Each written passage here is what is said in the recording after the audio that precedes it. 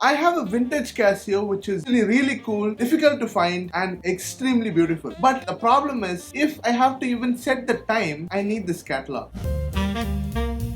Hi and welcome back to Nishant's Brisk Game. I'm not going to review this Casio. This is actually one of my personal Casios which I've been having for a very long time. So I'm going to revisit it because I recently changed the batteries and setting the time was quite a hassle even in the Casio store. Let's get started. The Casio Edifice EF529 is a vintage Casio released in the year 2008. It runs the module 5034, which is a very futuristic module, but it was sadly discontinued in the late 2010s and replaced by module 5435, which is now running in modern Edifice. When it comes to dimensions, this watch has a case size of 50.6mm, a lug-to-lug width of 44.4mm, a thickness of 13mm. It weighs 100 grams. It has a solid stainless steel case with a mineral glass display. It has all the functions of a basic digital watch like alarm, stopwatch, timer and world time. Unlike the modern edifices, this one actually has good loom as well as 100 meters of water resistance and also a tachymeter function.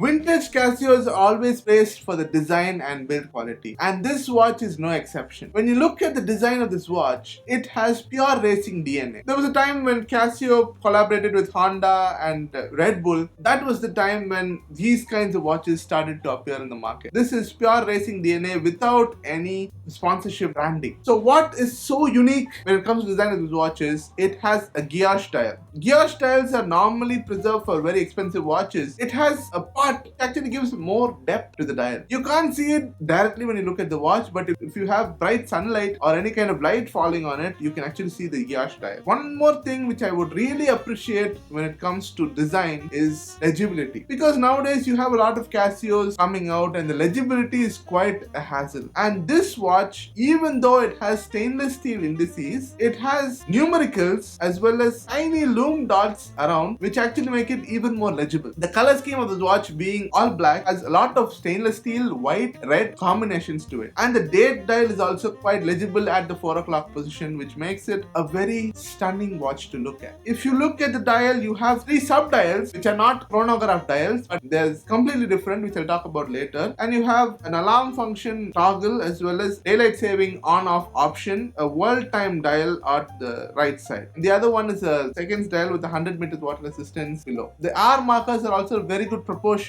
and legibility is not a problem as it has great loom as well. And it has very good button pushers as well. Because this watch is quite old, the pushers are not the same as they used to be, but still it works. If you like the video so far, don't forget to hit the like button and subscribe if you're new to this channel. I'm Nishant and I do everything related to watches and watches only. And don't forget to hype this video so that it reaches more people and helps the channel as well.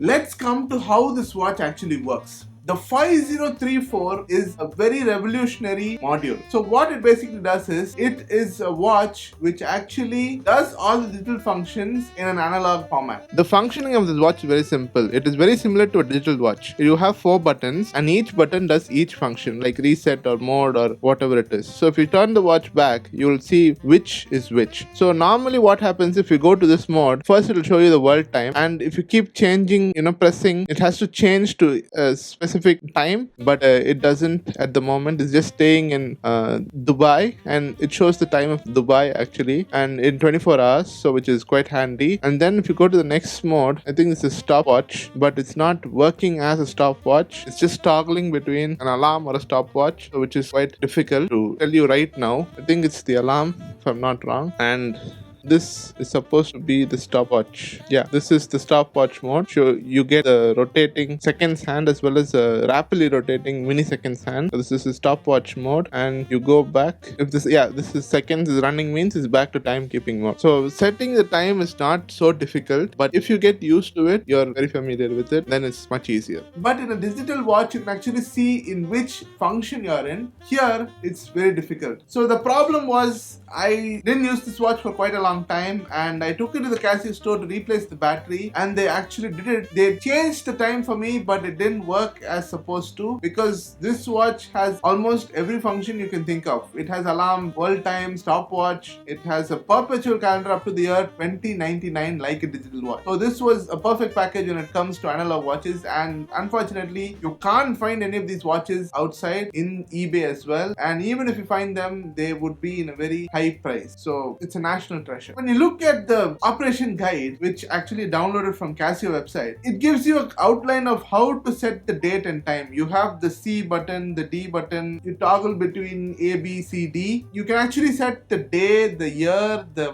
month, and even the time zone, and they've given you city code table which you can actually follow to which city you're in. So this is something which most of the people don't know about.